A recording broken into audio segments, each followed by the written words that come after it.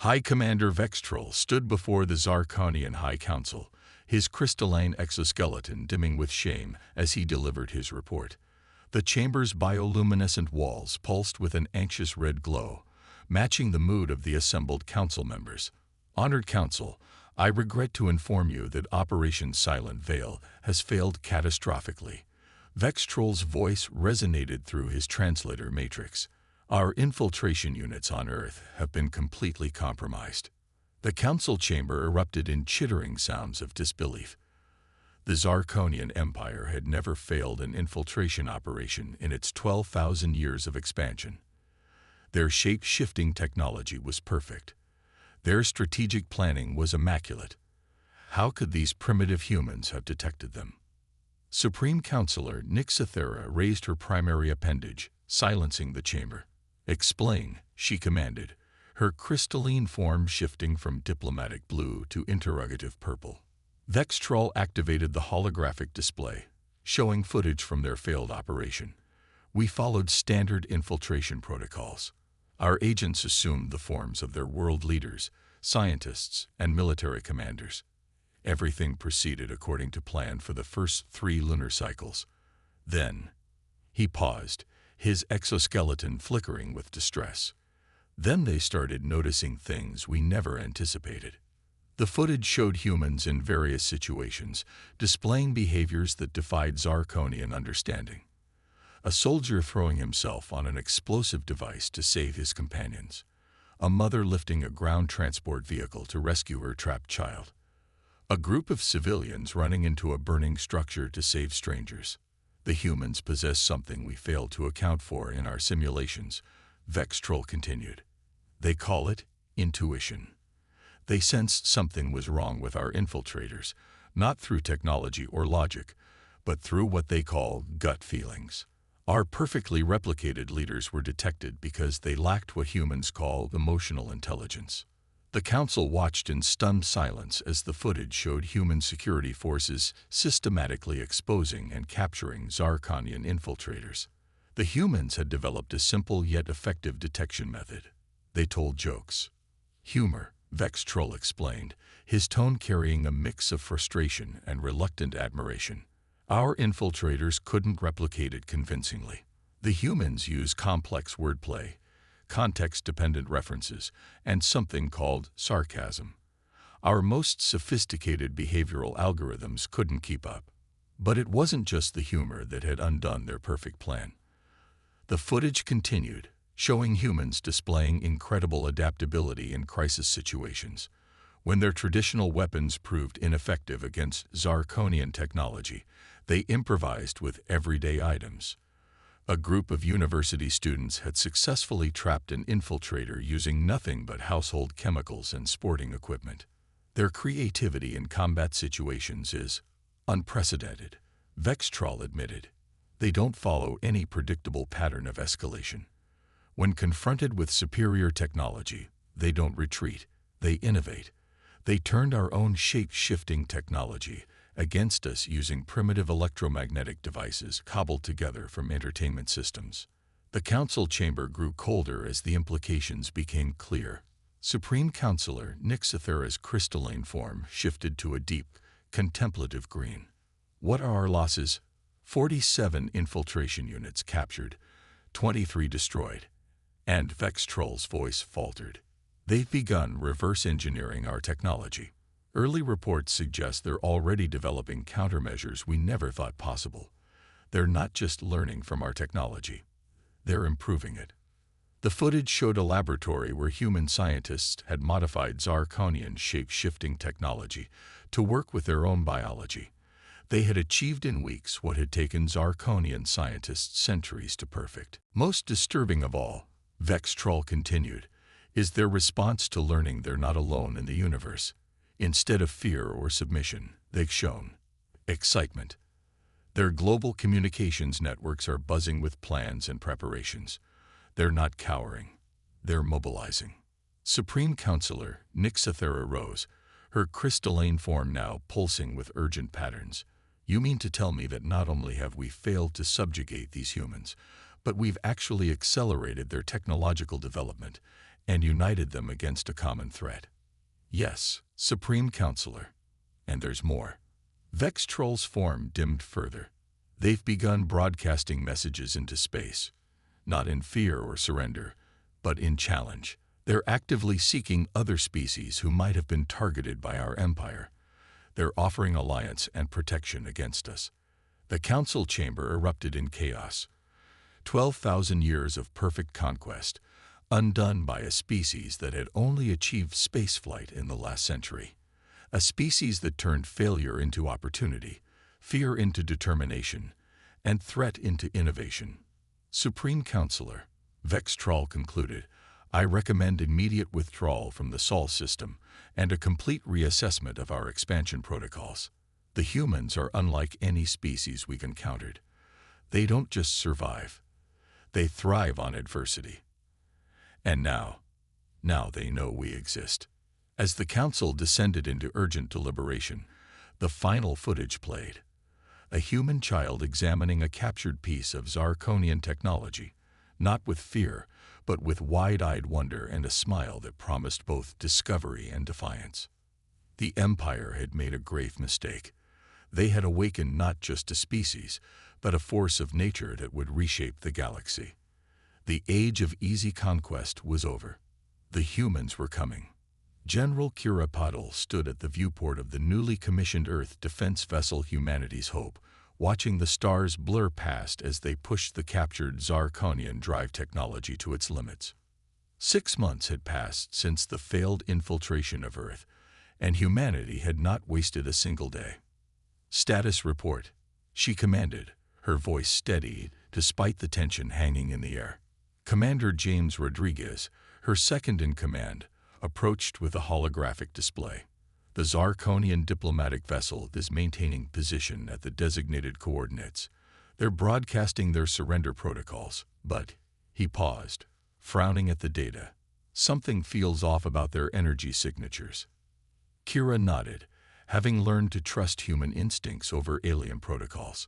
The last 6 months had taught them that lesson the hard way. Deploy the detection swarm. The detection swarm was humanity's first major innovation, using reversed-engineered alien tech. Thousands of microsatellites that could detect the unique energy signature of Zarkonian shape-shifting technology. It had started as a university physics project and evolved into humanity's most effective early warning system. General, the ship's eye, which they'd named Intuition, spoke up. I'm detecting anomalous readings from the diplomatic vessel. Their power distribution doesn't match any known Zarkonian diplomatic configurations. Before Kira could respond, the diplomatic vessel's outer hull began to shift. The seemingly small ship expanded, revealing a massive warship that had been concealed using their latest adaptation of shape-shifting technology. Dozens of weapon ports opened along its hull. Kira didn't hesitate. Battle stations. Execute protocol Trojan horse.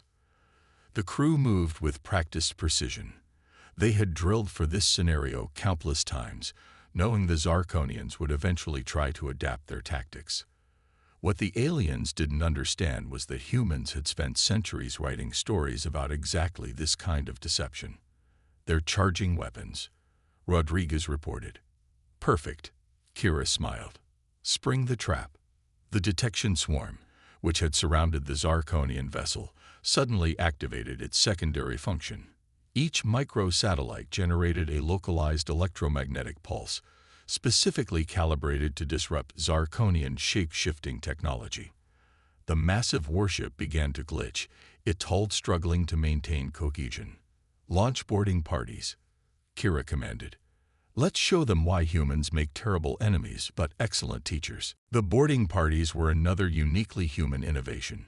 Instead of traditional military units, they were comprised of mixed teams.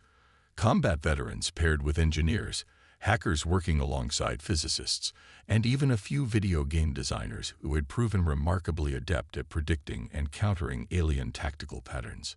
Through the viewport, Kira watched as the boarding shuttles, designed using a combination of human stealth technology and reversed-engineered Zarkonian systems, approached their target. The Zarkonians had never encountered an enemy that turned their own technology against them so effectively. "Ma'am," Rodriguez called out, "we're receiving a transmission from Earth Command. The Zarkonian assault fleet has been detected approaching the outer solar system. Estimated time to arrival: 6 hours." Kira's expression hardened. This hadn't just been a failed diplomatic mission. It was meant to be a distraction. Send the evidence of their deception on all frequencies. Include the tactical data from the detection swarm. Let's show the galaxy how the mighty Zarkonian Empire conducts peace talks. The boarding parties reported success after success. The Zarkonian crew, trained for conventional warfare, found themselves overwhelmed by human unconventional tactics. Earth's warriors moved through the ship like a virus, adapting and overcoming each defense they encountered. "General," intuition interrupted, "I'm detecting unusual communications from the captured Zarkonian vessel. They appear to be broadcasting on frequencies we haven't seen before." Analysis: they're reaching out to other subjugated species in nearby systems. The messages contain all our tactical data, showing how we defeated their shape-shifting technology. Kira's eyes widened as she understood the implications. The captured Zarkonian crew wasn't calling for help. They were sharing their defeat. Whether intentionally or not, they were showing other species that the Empire wasn't invincible. "New contacts detected," Rodriguez announced. "Multiple ships dropping out of FTL. Signatures match known profiles of 3 different species previously conquered by the Zarkonians." The viewport filled with the arrival of vessels of various designs, all broadcasting the same message: "We stand with Earth." Kira felt the weight of the moment. What had started as humanity defending itself had evolved into something much larger. They weren't just fighting for Earth anymore. They had become a symbol of resistance, a beacon of hope for species who had lived under Zarkonian dominion for generations. "Send word to Earth Command," she ordered. "Tell them to prepare for guests. And send this message to the approaching Zarkonian fleet. Your empire was built on the assumption that technological superiority guarantees victory. You're about to learn why that's humanity's favorite kind of assumption to prove wrong." As her crew prepared for the coming battle, Kira reflected on how quickly everything had changed. 6 months ago, humanity had been alone in the universe. Now they were at the center of what was quickly becoming a galactic revolution. The Zarkonians had wanted to teach humanity its place in the cosmic hierarchy. Instead, they were about to learn why some species should never be underestimated. The battle that would reshape the galaxy was about to begin, and humanity was ready to show the stars why they had survived every challenge their harsh world had thrown at them. The breaking point hadn't broken them. It had only made them stronger. The Grand Assembly Hall of the newly formed Galactic Liberation Alliance bustled with activity. Representatives from 7 formerly subjugated species gathered around a holographic display of the Milky Way, where Admiral Rashid Hassan of Earth's Combined Space Force pointed out Zarkonian fleet movements.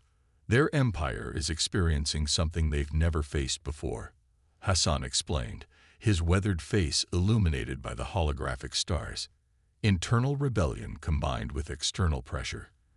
And it's spreading faster than they can contain it." Kthal, a towering representative of the crystalline Axrathi people, moved their luminescent form closer to the display. "In 12,000 years, no one has ever seen the Empire this vulnerable. Your species has accomplished in 8 months what we couldn't achieve in millennia." "That's because they fundamentally misunderstood what makes humans dangerous," Dr. Yuki Tanaka interjected, stepping forward from her position among Earth's scientific delegation. "They thought our technology was primitive, so they ignored our greatest weapon, our ability to unite and innovate under pressure." The holographic display shifted to show the latest human-alien hybrid technologies. Axrathi crystal computing merged with human neural interface designs, Valaxian energy weapons modified with Earth-based targeting systems. But most impressive was the new stealth system that combined meridian phase shifting with human chameleonic principles. "The Empire's greatest mistake," Hassan continued, "wasn't attacking Earth. It was giving us access to their technology and assuming we wouldn't improve it. Dr. Tanaka, show them Project Phoenix. Yuki activated a separate hologram, revealing a massive orbital shipyard above Earth. Traditional Zarkonian ships rely on their shape-shifting technology for both offense and defense. We've developed something they've never encountered, ships that can adapt and evolve during battle without shape-shifting. The assembled aliens watched in fascination as the hologram demonstrated the new vessels.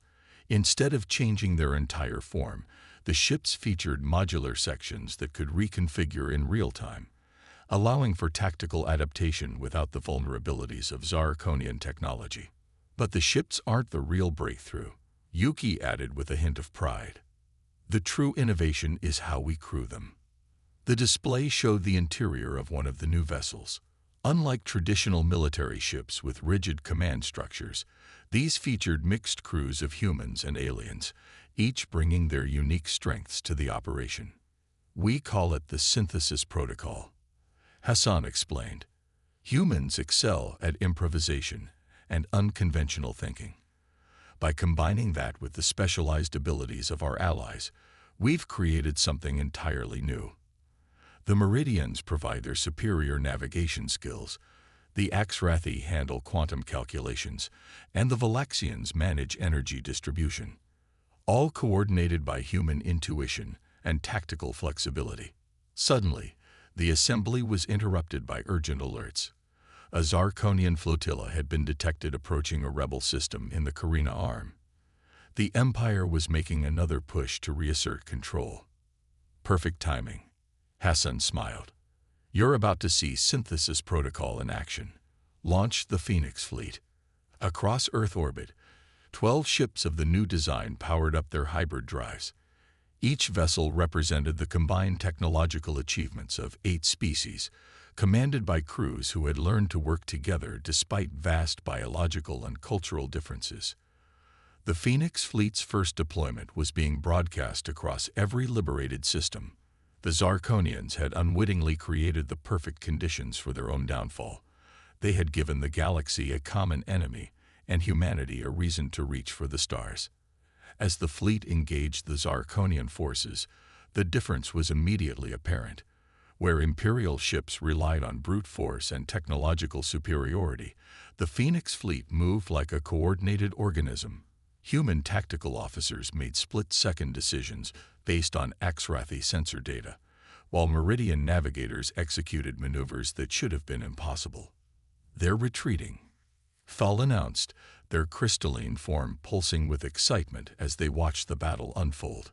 The mighty Imperial fleet is retreating from ships commanded by species they once enslaved. But Hassan's expression remained serious. They'll be back, and in greater numbers. The Empire still controls vast resources and territory. This is just the beginning. Then let it be the beginning of their end, a new voice declared. All heads turned to see Fleet Captain Zora Paddle entering the assembly hall, her uniform bearing the scars of recent combat. 8 months ago, they thought they could subjugate Earth. Now they're running from ships we built. In another 8 months, who knows what we'll achieve together? Zara approached the holographic display, her eyes reflecting the light of 1,000 stars. The Empire made 3 crucial mistakes. First, they assumed technological superiority meant victory was assured. Second, they gave us access to their technology without understanding our capacity to improve it. But their third and greatest mistake, they united humanity with the very species they'd spent millennia trying to keep divided. The assembly hall erupted in sounds of agreement from a dozen different species. What had started as Earth's defense had evolved into a revolution that was reshaping the galaxy. The Zarkonians had sought to expand their empire, but had instead created the conditions for its destruction. As the Phoenix fleet secured another victory, Dr. Tanaka updated the strategic display, showing the growing territory of the Alliance. The Empire thought they were dealing with just another primitive species, she mused. Instead, they gave humanity exactly what we needed, a chance to prove that we're at our best when the odds are against us. The galaxy was changing, and at its heart was a species that had gone from launching primitive rockets to commanding interstellar fleets in less than a century. The Zarkonians had wanted to teach humanity its place in the cosmos. Instead, they were learning why some species should never be underestimated. The imperial palace of the Zarkonian Empire trembled as Supreme Commander Nixithera received the latest battle reports. Their once mighty empire, which had stood unchallenged for 12,000 years, was being dismantled system by system, not by overwhelming force, but by what the humans called asymmetric warfare. 3 more garrison worlds have declared independence, her aide reported, crystalline form flickering with distress. They're using the human encryption protocols. We can't break through their communications. Nixithera's form shifted to a deep crimson of rage. The humans hadn't just given their technology to the rebels. They taught them how to think differently. Every imperial tactic that had worked for millennia was now being countered by strategies that seemed to defy logic itself. In the Centaurus arm, a fleet of imperial dreadnoughts was being systematically disabled by swarms of tiny ships piloted by mixed crews of humans and Meridians. The smaller vessels moved in patterns that no tactical computer could predict, using maneuvers inspired by Earth insects. On the fortress world of Kexthor, Imperial forces found their shape-shifting abilities rendered useless by sonic weapons developed by human musicians working with Xrathi crystalline technology. The rebels were turning cultural expressions into weapons of war. But most disturbing were the reports from the core worlds themselves. Humans had introduced something far more dangerous than advanced technology. They'd introduced ideas. Ideas about self-determination, about resistance, about the power of diversity and cooperation. They're not trying to destroy us. Nixithera realized with growing horror. They're transforming us. The latest intelligence showed human entertainment broadcasts being shared across imperial worlds. They're stories of rebellion against overwhelming odds, of unlikely allies joining forces, of hope in the face of tyranny. These narratives were causing more damage than any weapon. In orbit above the imperial capital, the Phoenix fleet appeared in a dazzling display of coordinated precision. Leading them was the flagship Unity's Dawn, commanded by Admiral Hassan, and crewed by representatives of every species that had once lived under imperial rule. Attention Imperial Command. Hassan's transmission reached every corner of the capital. Your empire was built on the assumption that difference means weakness.